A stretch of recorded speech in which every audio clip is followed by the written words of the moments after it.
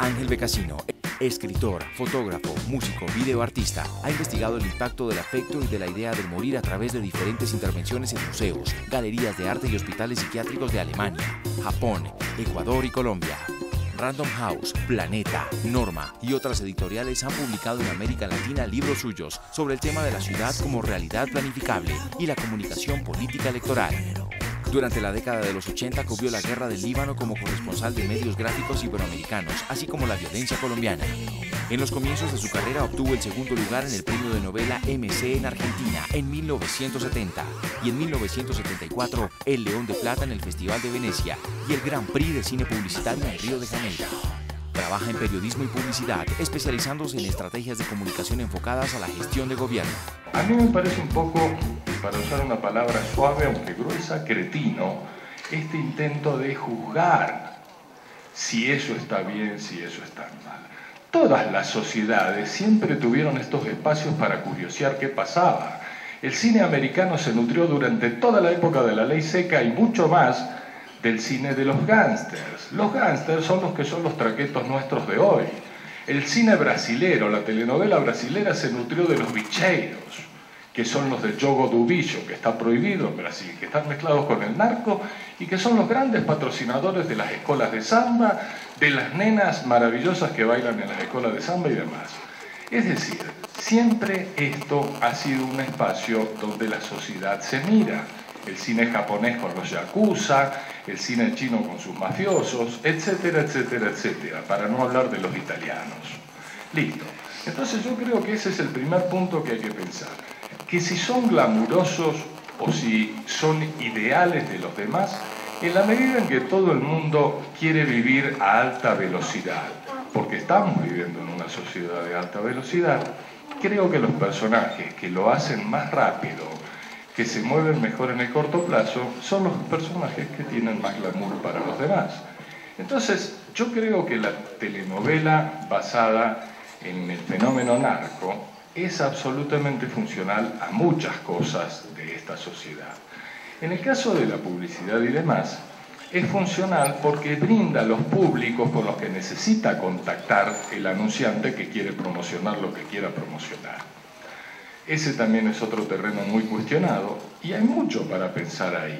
Pero yo siempre siento que detrás de lo que hace la sociedad hay una especie de culpa que lleva a que tengan público ciertos sectores que se empeñan en cuestionar esas cosas, en vez de dejarlas fluir y ver qué pasa con esas cosas.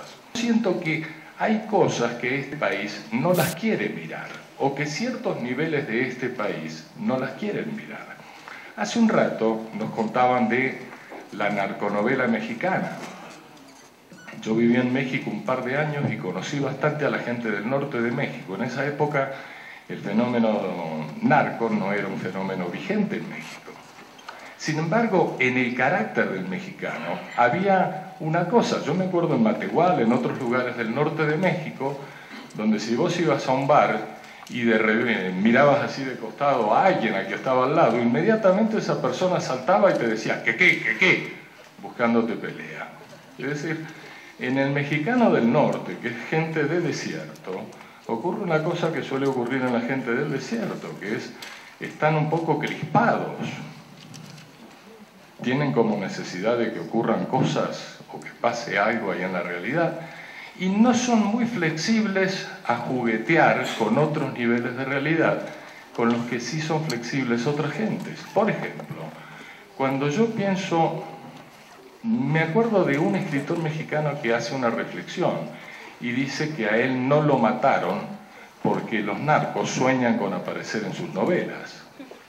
Yo creo que a muchos narcos, a muchas mujeres de narcos, a mucha gente de esa, le interesa aparecer en las novelas.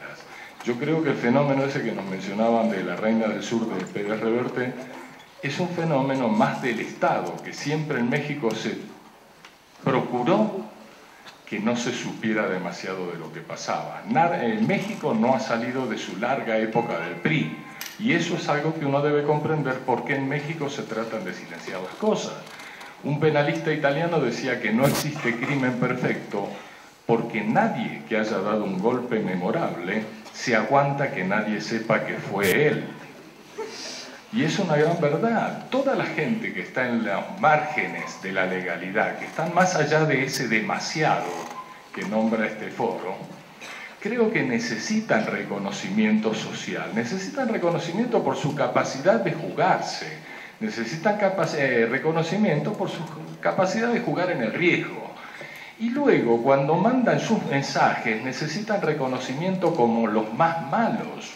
Por eso en México se mandan mensajes en los cadáveres, a los que les cortan los dedos y ese tipo de historieta. Y sin ir a México, yo me acuerdo hace un par de años que todavía circuló acá un mail que te mandaban para amenazarte y que era una chica muy bonita a la que le faltaban los brazos y las dos piernas y que tenía un piercing en el clítoris o algo por el estilo, y que te la mandaban como para amenazarte. Pero mirá lo que pasaba. Yo me acuerdo cuando en Medellín, en los 80, una vez bajaba por la cola del Zorro y había una nena, cadáver, una muñeca literalmente, eran muñecos y muñecas, pero esta nena estaba desnuda al costado de la cola del Zorro, con un brazo la habían dejado debajo de la cabeza, con gafas oscuras como si estuviera tomando sol, y era un cadáver. Es decir, esas estéticas de enviar señales de qué tan malo soy, de cómo me atrevo a ir más allá de lo que cualquiera se atreve, creo que son cosas que la sociedad también necesita mirar y reconocer. Creo que esta es la saga del paso de los colombianos, en nuestro caso, por esta época del mundo. Una época de un sistema en crisis, una época de muchas cosas, y donde me parece que hace falta mirarse y mirarse mucho más. Yo creo que todavía hace falta muchísimo que hay que contar. Me parece que hay que contar el fenómeno del paramilitarismo relacionado con la mafia, me parece que hay que contarlo.